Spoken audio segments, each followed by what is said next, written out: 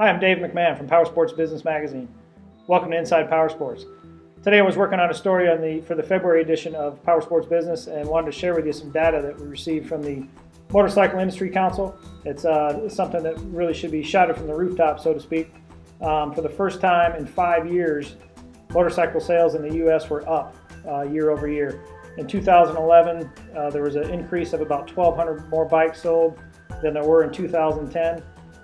Granted, that's only about a 0.3% increase, but it's definitely worth noting, and it's all the more reason to believe there's hope for the future. That possibly the recession is taking a turn for the better.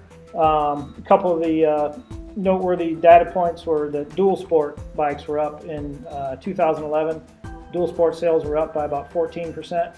The other big mover for motorcycle sales in the motorcycle sales category were scooters, up by just under 12%. So there's two segments there that you can see that's a significant number of sales.